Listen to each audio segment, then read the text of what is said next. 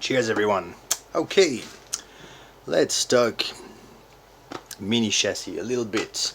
So as you guys who follow my channel, my Facebook and so on know, I've been working on a 1/28th scale pancar that I had done the design for a few weeks back, and I did a first prototype 3D printed just to see all the fitments and everything. And so since then I now have the parts cutouts from the CNC supplier, as well as the SLA parts. So this is resin plastic, and let me show you around. So this is the body that it was designed with, which I really dig. It's like a proto body. Hold on, my body posts are not sticking in. It's got these little scale parts that double side tapes to it, to the top here, so this is a cool thing to paint. At the rear you have the diffuser, that's part of the pod, and the wing that is attached to the diffuser as well. And so overall this is a really sweet body. The bumper is really designed for it. I have put it through quite a few abuse. I got little cracks here, but so far so good. It's nice, and it looks fantastic driving around on the track. This is really cool. Anyway, alright, the car now. So here is the chassis fully fitted with the electronics. I have a mini Q brushless motor and ESC over there. I have my micro receiver from my Futaba. I've been running it so far with the small batteries from the Orlando Hunter. I'm gonna try it as well with the what they're called, the SDRacing, the small blue ones. But as you can see, the battery is actually not mounted on the chassis plate, but it is velcro strapped to the upper plate over there. So the idea behind that is that there is nothing pretty much that is directly fixed to the chassis aside from the pod, and the upper deck is mounted on those 2 points here that have the poles that you can see, the brass color poles over there. And then the front end is mounted on those 2 points, one here and one there behind the servo.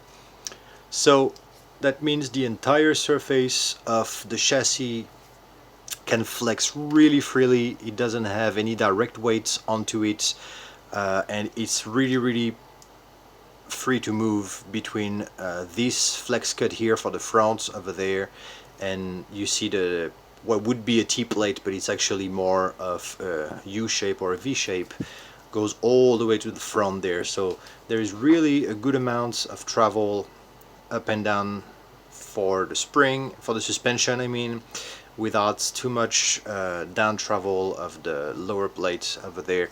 And then on the upper deck you have a really big amount of mounting points for the dampers tubes. You have here the choice between any spring that you like from the different minis, and so as you can see, this acts both as the damper, so like you would have on a pancar, damper tube plus a spring here that is not necessary, this acting as a spring itself, but it's something you can add. And then in the front end, like I said, is mounted on those 2 points over here, but unlike the upper deck that is rigidly mounted on the poles, the upper deck is not moving at all. The front end is. It is mounted on 2 pivot points. I'm not sure you can see the O-rings in between here. So there are O-rings that are sandwiched between one over here and one over here. And depending on how you tighten that, you will have more or less of the swaying movements of the floating front end. So this is basically a gigantic sway bar that's completely rigid. On the car that I've been testing, I've had a little bit of droop over there, which I'm going to remove. I'll show you some other builds that I'm working on that don't have any droop at all. I have to make a longer link here so I can have a little bit more steering travel, but I think the steering angle is pretty good. The main problem that I've had basically it's this side doesn't turn that much because of the length of the bar. I'm starting pretty much almost halfway through the turn here, so I gotta get a longer link for here. Just because I've been running it with very crappy fronts. I'm not sure what they are, but they are slicks. They don't have good grip, so that's not been great for the turning. But overall, I have to say the behavior of the car on my crazy bumpy carpet track has been fantastic. It's really manageable. The flips is pretty non-existent on the car, so I'm yet to test it on a proper track, which I'm going to do. I've had a little bit more runtime today to run some more testing, but I really need to go spend the time on the track and then just run through all the different things that I can do. So let me show you a little bit more in details what's available right now in this little proto chassis. So this is my own hardware over there to hold the front wheel of the two-wheel drive with the bearings. So this is a 3M little axle with the M2 nuts that you can put over there. I have my quick release like I have on my pancars, so you can pop the pin out of here and you can remove the axle easily in order to make some change in the ride height, or if you would like to have some softening parts. So you can see this one, I've had some washers, 2 at the top, 2 at the bottom, so this way there is no more droop at all, unlike what I had on the other car. Super free to move as well on those axles. And the servo is mounted right here, so then you have your 2 links that will be attached over there. So you can see a little bit better how the front end works. You have a lot of weight that is right in front of where the axles are, so the grip in the front is really pretty good. And then on the back plate over here you can see that you can mount on any of those holes over there. You can mount the damper tube, so you really have a lot of options, and I'm yet to try the different behaviors, putting them outward or really inward without the spring, with a different spring set rate. This is I would say medium hard springs that I have at the moment, maybe simply with O-rings as well, or with the O-ring on the other side, I don't know. I think there's a lot of play that can be done with this. Those are my own as well, dampers. The ball end is actually SLA printed together in one piece, so that ball end moves. That ball end is a little bit more rigid over here. This, as you can see, is the RR version of the pod, so this is a different one. You may not see with that amount of brightness, but there is actually a diffuser that starts over here and that throws the air over there, and then there is a second diffuser here. There is another attachment here for a wing. Of course, for that body wouldn't work. Well, you technically would work, but you would have the motor sticking out all the way at the back. I'll show you what body I'm planning to make those with, which is going to be one of my GT buddies. That's really cool. Oh yeah, another thing that's fairly important at the back, as you can see. So the pod is mounted on the flex plates over there, the kind of U plate. This is mounted directly. The car that I've been driving is mounted directly on it. However, there is a spacer available, 1.5 spacer that you can add, like you can see here. And so that allows to lower the ride height easily at the back. Of course, you can have any washer. There is 3 mounting points here. So you can add absolutely any size washer that you want under there in order to change the ride height just a tiny bit or drastically.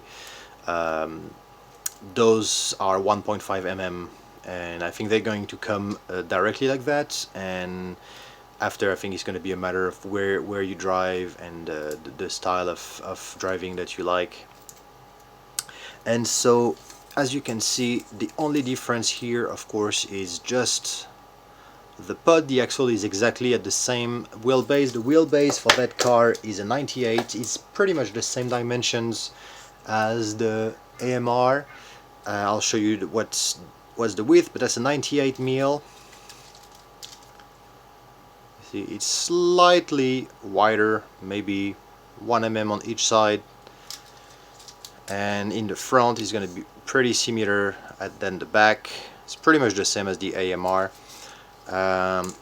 You can run the foam from, well, it's going to come with the foam from my bumper kit, my bumper set, but the bumper is different because the attachment, this has zero link with any of the Kyosho things.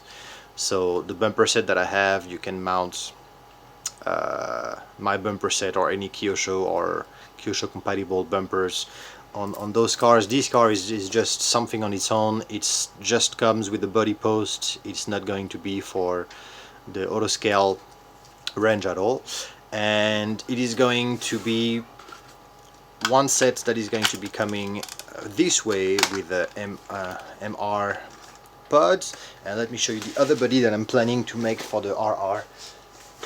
Well, I already made it, but I think this is going to be working really well for the behind the axle pod over there. And so that is probably going to be the one I go for over there. You can see that you actually have this that sticks out almost like an exhaust pipe at the rear, so that's going to look pretty sweet. The diffuser is coming out exactly where the body is cut out, and this body is really well balanced, so I'm not worried with the added weight at the back over there. So that is pretty much what I have now as an update on this mini pancar chassis. I'm gonna be running a lot more tests with it, because the main thing that I want to see, aside from the setup and so on, is the durability of those plastic parts, because those are SLA print, which means they are it's a 3D print with a laser reaction, and so it is different from the filament 3D prints that you have on parts, like parts I used to make before like that, when you can see the layers very clearly. So it's more like a resin plastic when it's finished, but I have to test the durability. I've been doing quite a few crash tests with this upstairs. So far so good. I'm mainly worried, not worried, but I want to see what happens to those long uprights over there, because I have never done steering in this way. Doing it like that allows me complete freedom to set up the steering the way I like without depending on any other manufacturer for that. So I'm gonna have to see how these survive the abuses of the track. So far I have to say they've done great. The dampers have behaved extremely well as well, and the pod is doing super well. You can see the axle is completely protected over there. It's inside of the tube. You have the bearings on each side. I had a washer on each side as well. This one is using the Mini Q2 ball bearing, ball diff, and yeah. So with the diffuser and the wing, this is about 10 grams heavier than the AMR. So I still yet to test it without that for the weight, but I think the weight is going to be fairly similar, a little bit more on the heavy side, I think, especially at the rear, which I think is pretty good for the grip. You have really quite a lot of weight that is sandwiching the rear wheel, the rear axle, so this should be pretty positive. So I'm gonna see what's the best setup for tires, what's the best setup for the floating front hand, if I want to loosen it or not loosen it, what is the best setup as well when it comes to having or not a few mils of droops like I have. Well, a few mil is like probably 1.5 mil that I have right now. So this is gonna happen at the track when I'm gonna have more time to really focus on little tweaks and seeing what happens to the car.